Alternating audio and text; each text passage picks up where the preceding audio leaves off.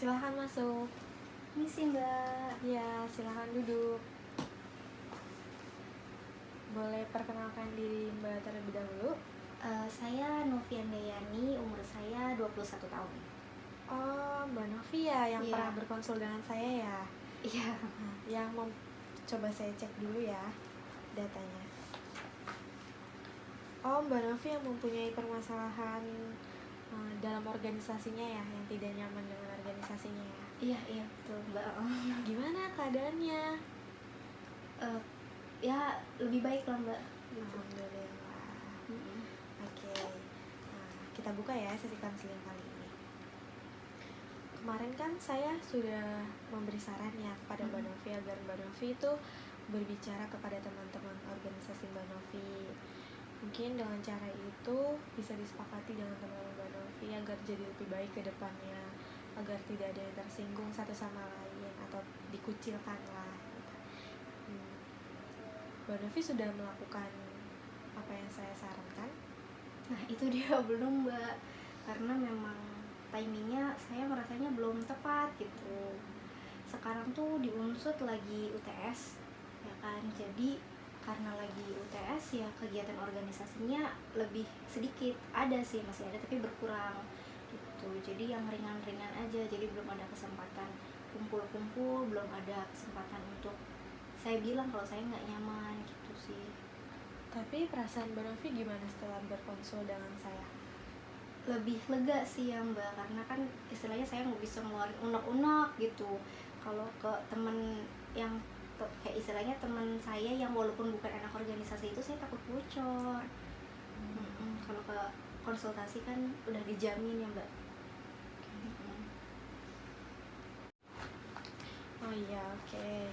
Nah, di sini saya akan menjelaskan asas kerahasiaan ya. Mbak Novi tidak perlu takut atas apapun yang telah Mbak Novi ceritakan kepada saya. Insya Allah saya akan menjaga kerahasiaannya cerita Mbak Novi. Jadi Mbak Novi tidak perlu khawatir atau ceritanya akan saya bicarakan kepada orang lain, tidak. Saya di sini mempunyai asas yang namanya asas kerahasiaan. Kan dampak kemarin kan mempengaruhi perkuliahan Mbak Novi ya, bahkan sampai membuat Mbak Novi itu tidak mood untuk mengerjakan sesuatu hal. Nah, sekarang bagaimana keadaan Mbak Novi? Apakah sudah lebih baik dari sebelumnya?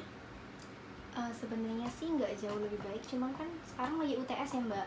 Kalau UTS tuh kan harus fokus gitu, belajar gitu kan, supaya karena kan di nilai IP itu kan persentase terbesarnya UTS ya, UTS sama UAS gitu. Jadi saya pengen memaksimalkan si UTS ini gitu. Jadi ya bisa dibilang saya mau nggak mau harus fokus gitu sih Mbak. Jadi ya kan tadinya biasanya kalau ada urusan organisasi bikin saya nggak mood gitu, nanti jadi saya males mau belajar padahal ada kuis gitu kan. Tapi karena ini UTS, saya tahu UTS itu penting, jadi saya paksain gitu. Dan ini sih yang bahkan saya udah cerita gitu kan Mbak, jadi istilahnya beban saya udah lebih ringan, jadi saya lebih bisa gitu, lebih bisa untuk memaksakan diri saya untuk fokus belajar gitu, mempersiapkan UTS gitu, ujian-ujian kayak gitu sih Mbak. Jadi bisa dibilang lebih baik ya, atau ini juga kali ya Mbak, karena kan lagi UTS kegiatan organisasi juga nggak gitu banyak gitu, jadi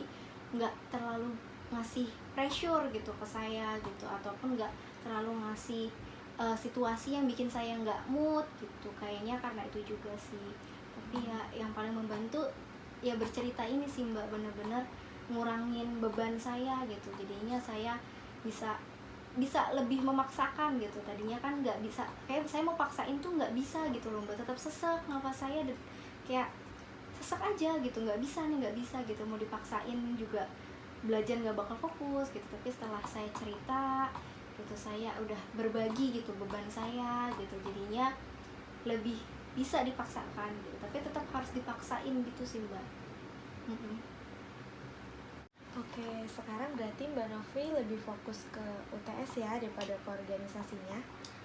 Iya sih sebenarnya jujur ya Mbak, saya emang dari awal saya masuk organisasi itu tujuan saya cuma ya biar ada relasi aja gitu. Maksudnya saya emang nggak ada niatan yang mau bener-bener di organisasi serius banget gitu.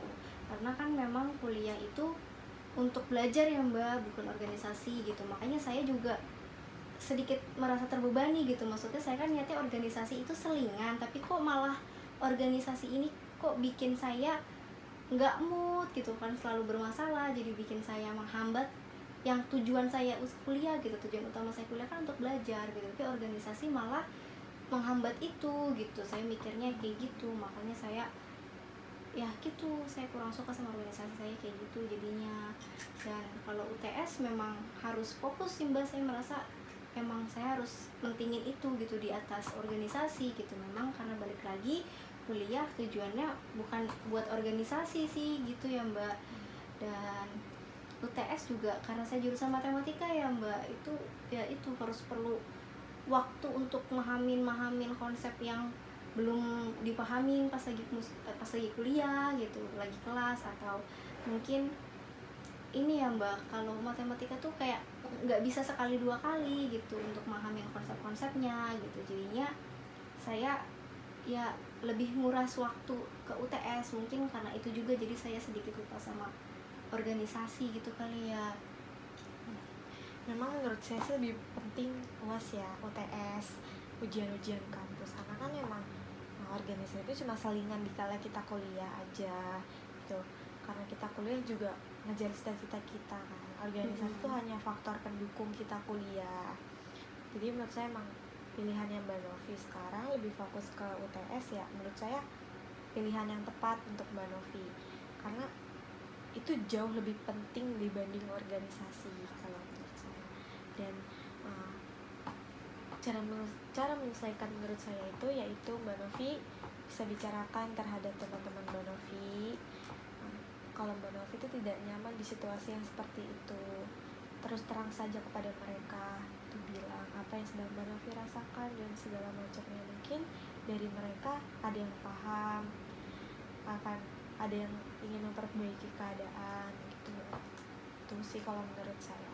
Dan saran dari saya ini bisa Mbak Novi terima, bisa tidak, bisa Mbak Novi jalankan dan bisa tidak. Saya di sini hanya mengarahkan karena belum tentu apa yang saya sarankan itu baik, karena yang lebih tahu keseharian Mbak Novi, lingkungan di dekat Mbak Novi kan itu Mbak Novi. Saya kembalikan lagi kepada Mbak Novi nantinya. Tuh, ini hanya saran dari saya. Iya Mbak. Berarti Mbak Novi udah jauh lebih baik ya, dan sudah menemukan cara yang tepat untuk permasalahan yang sedang Mbak Novi hadapi.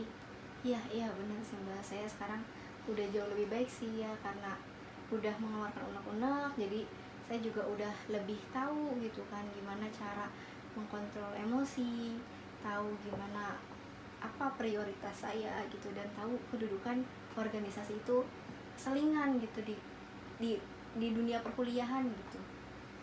Ya sudah, kalau sudah, alhamdulillah Mbak Novi sudah jauh lebih baik ya dari sebelumnya. Mungkin ini sesi konseling terakhir kita untuk permasalahan ini ya. Mbak Novi jangan sungkan kalau ada permasalahan lainnya yang sedang Mbak Novi hadapi dan butuh teman bercerita, teman sharing, teman apa, Mbak Novi bisa datang ke saya untuk permasalahan-permasalahan berikutnya. Dan semoga tidak ada permasalahan-permasalahan berikutnya yang membuat Mbak Novi tuh tidak baik-baik saja. Mungkin saya cukupkan sesi konseling kali ini ya. Saya harapkan Mbak Novi kedepannya akan jauh lebih baik dari sekarang ya. Oke, saya meminta maaf bila ada kata-kata yang tidak berkenan keluar dari mulut saya, karena saya juga manusia biasa. Saya berterima kasih kepada Mbak Novi sudah percaya terhadap saya untuk bercerita tentang masalah yang sedang Mbak Novi hadapi. Oke, mungkin sesi konseling ini akan saya tutup. Saya mengucapkan terima kasih banyak kepada Mbak Novi. Semoga apa yang Mbak Novi inginkan tercapai ya. Amin. Ya, terima kasih banyak ya Mbak. Ya, saya pulang dulu ya Mbak. Iya, hati-hati ya. Iya Mbak.